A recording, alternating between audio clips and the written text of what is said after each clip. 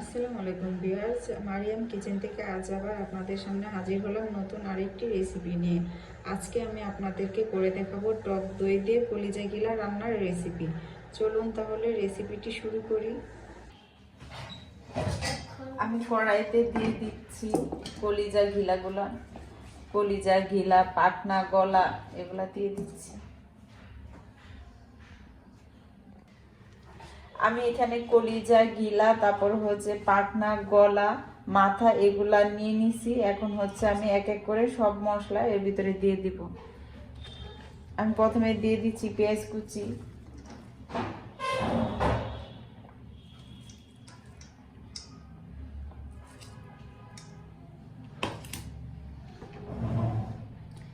দিয়ে দিচ্ছি আদা পেস্ট, রসুন পেস্ট,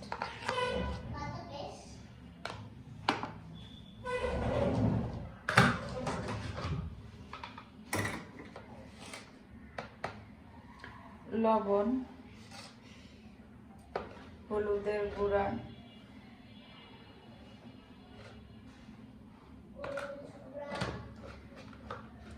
আর দিয়ে দিচ্ছি মরিচের গুঁড়া। আমি এখানে মরিচ গুঁড়োটা একটু বেশি দিব, কারণ আমি এটা একটু ঝাল ঝাল করে রান্না করব।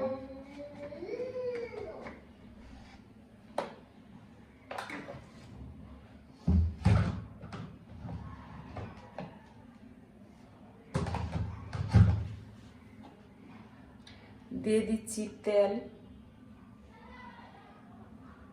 আমি এখানে সরিষার তেলটা ব্যবহার করলাম।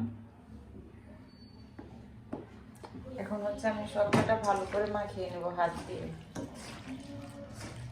একটু সময় নিয়ে আলতো হাতে মাখিয়ে নেবেন, তা না হলে কলিজাটা নষ্ট হয়ে যাবে। কারণ মুরগির কলিজাগুলা একটু বেশি নরম হয়।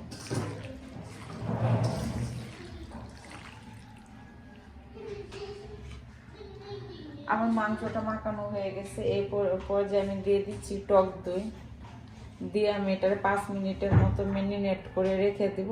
তারপর হচ্ছে রান্না করব। মাংসের সাথে টক দইটা ভালো করে মিক্স করে নিতে হবে।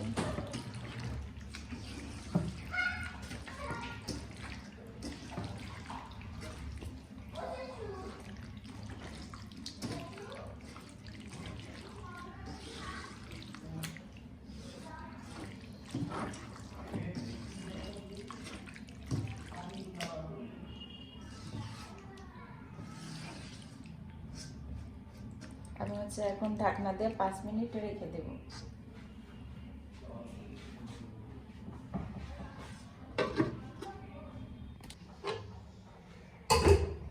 5 মিনিট পর এটাকে আবার একটু হাত দিয়ে মাখিয়ে নিচ্ছি।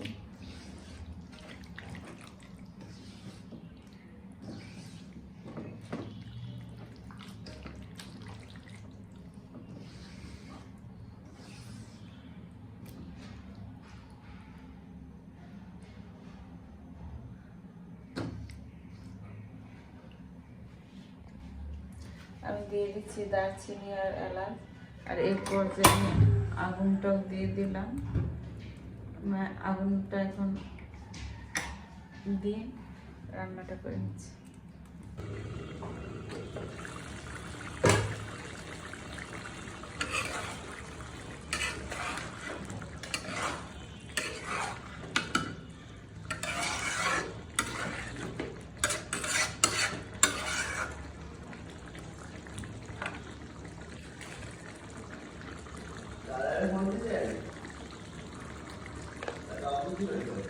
আমি টুকরো করা ছোট ছোট আলুগুলা দিয়ে দিচ্ছি।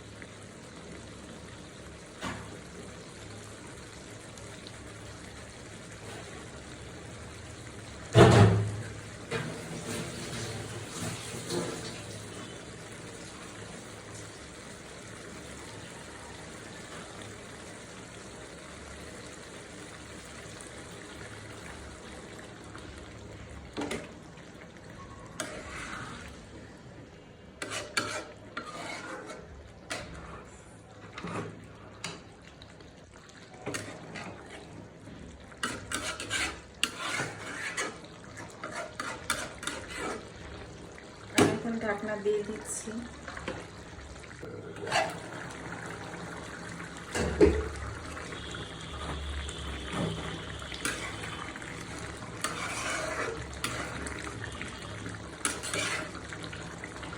আমি কয়েকটা কাঁচামরিচ দিয়ে দিচ্ছি।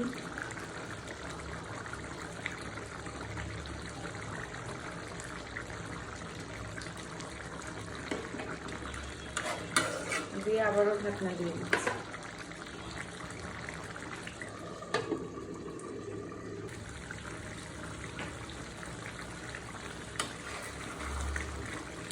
আমার তরকারিটা রান্না হয়ে গেছে। এখন হচ্ছে আমি উপর দিয়ে একটু গুঁড়া দিয়ে দিচ্ছি, দিয়ে একটা সার্ভিং বলে দিয়ে দিচ্ছি।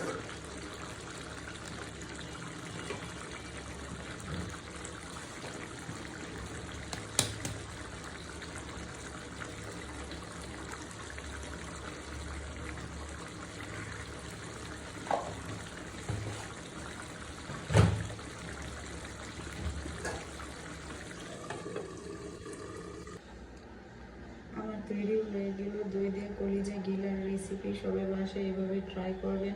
কেমন হয়েছে কমেন্টসে জানাবেন। ভিডিওটা ভালো লাগলে শেয়ার করে দিবেন। সবাই ভালো থাকবেন, সুস্থ থাকবেন, নিজের যত্ন নেবেন, নিজেকে ভালোবাসবেন, প্রাণ খুলে হাসবেন। আল্লাহ হাফিজ।